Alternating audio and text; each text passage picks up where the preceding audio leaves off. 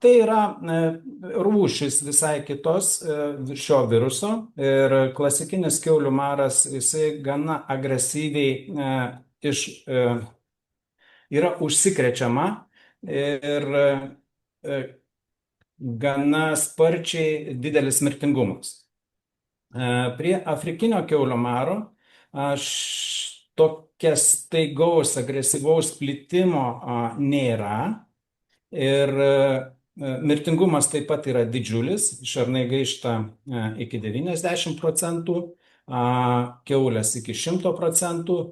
Tačiau yra vienas skirtumas. Klasikinis kiaulių maras žmogui pavyko sukurti vakciną. Tai vienas esminis dalykas.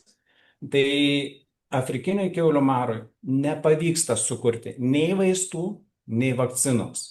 Ir gali būti taip, kad žmogui ir nepavyks sukurti tos vakcinos ar vaistų. Kaip, medžiotojai visada sako sąmokslo teorijos, ten, sakykime, kažkas suinteresuotas, kad ten nesukurtų tos vakcinos arba niekas nesistengia. Ne, to tikrai nėra ir jeigu man pavyktų sukurti vakciną, tai aš būčiau gana turtingas žmogus šiandien dienai. Bet ir visi kiti taip stengiasi mokslininkai, bet nėra iki šios dienos vakcinos. Antra vertus, jeigu mes ir turėtumėm šitą vakciną, tai labai mums pagelbėtų kiaulininkystės sektoriui. Nes didžioji dalis vakcinos yra išvirkščiama į raumenis arba į paodę. Tai yra veterinarijos gydytojas ar medikas ateina su švirkštu, adata prisileidęs vakcinos ir išvirkščia. Tačiau ką daryti su šernais? Medžiotojai man teigia, oi, čia bus kaip oralinė vakcinacija nuo pasiutligės laukiniai faunai. Tačiau čia šiek tiek reikia ir žinių, nes pasiutligė yra išskirtinė liga, kuri plinta seilėmis į žaizdą. Ir mokslininkam pavyko tą pačią vakciną tuo pat būdu perduoti gyvūnui. Tai mūsų išmėtomi jaukai, tai yra jauko gabalėlis, kuriame yra taurelė su vakcina.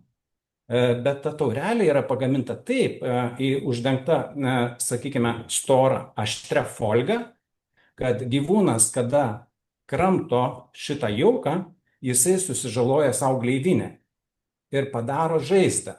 Ir tokiu būdu jisai, kada kanda, atsiranda žaizda ir automatiškai iš taurelės ištrykšta vakcina į žaizdą. Tokiu būdu šita liga yra vakcinuojama. Tačiau yra vakcinų, kurios gali būti per virškinimo traktą perduodamos, bet jų yra labai nedaug. Ir čia priklausomai nuo, sakykime, viruso,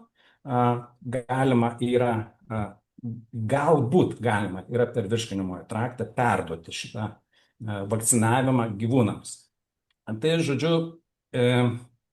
kaip ir vaistų neturime, vakcinos neturime, bet veterinarija ir medicina ne vakar atsirado kaip mokslas ir ne prieš 10 metų. Senais laikais aplamai nebuvo vaistų, buvo gydoma, aišku, žolelėmis, išmintis tikrai žmonių yra didžiulė ir pastebėjimai taip pat. Ir šiandieninė medicina, tarp kitko, taip pat, tomis žolelėmis taip pat remiasi ir gaminami vaistai. Tačiau žmogus pastebėjo dar tokį dalyką, kad galima ligą nugalėti kitų būdų. Kitų būdų, kaip tarkime, žiemos metu pas mumis yra natūralu gripo epidemija.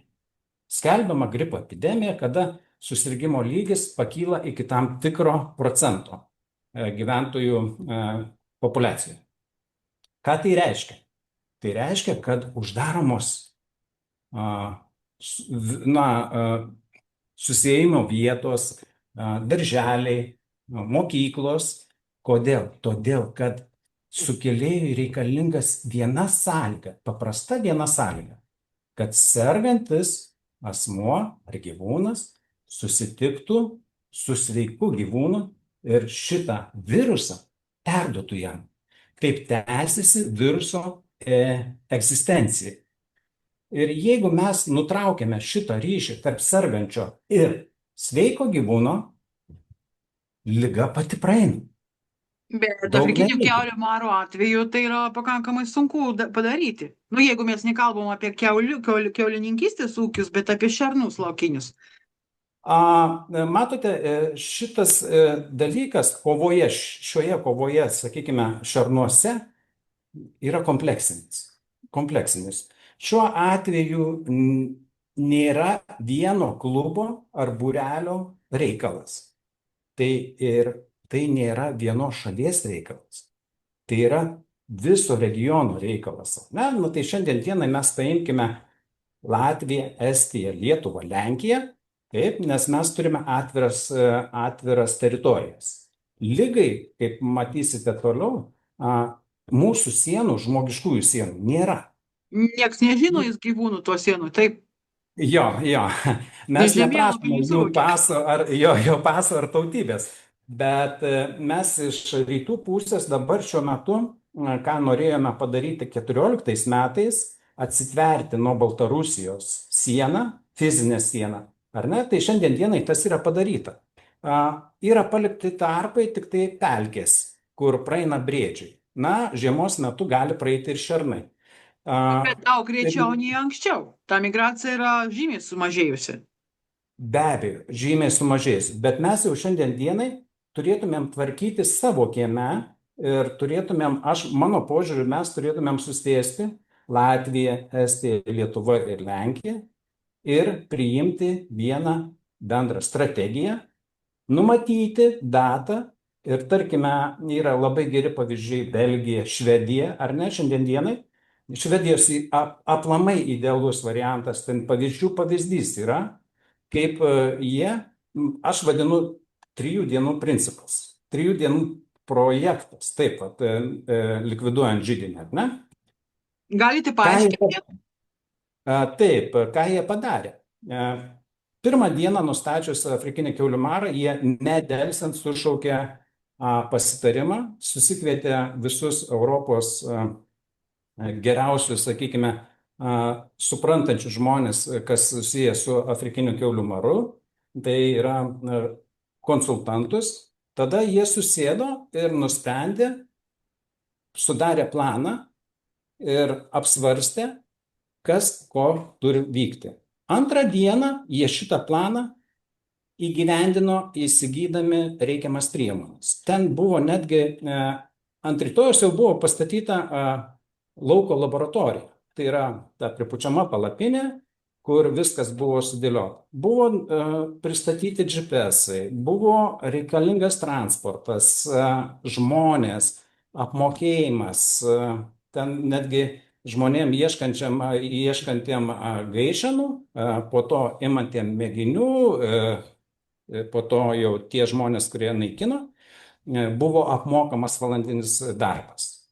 Ir viskas buvo antrą dieną sutvarkyta, kad jau trečią dieną atėjo žmogus, gavo inventorių, gavo savo užduotį, gavo GPS maršrutą, kurį jisai turi iššukuoti šitą mišką ir eidamas su GPS rinkti gaišenas, atžymėti, nerinkti, bet atžymėti gaišenas, nes kita brigada eis ir tvarkys kitus darbus, o jisai darys savo darbą. Ir taip jie šiandien dienai per metus laiko jau gali sau leisti auginti švarę šernų populiaciją. Tai yra, su užkrečiama liga negalima uždelsti. Arba imamės iš karto ir darome, arba jinai mums išslysta per pirštų ir plečiasi. Nu, tai yra įrodyta per paskutinius visus metus.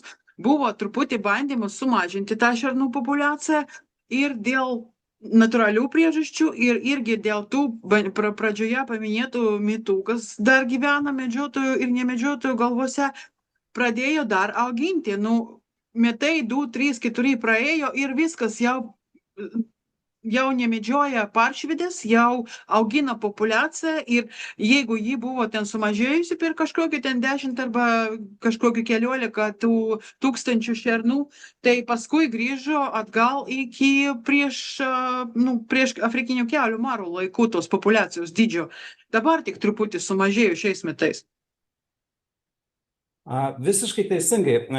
Šitas dalykas per tą 11,5 metų aš galiu jums atsakyti taip.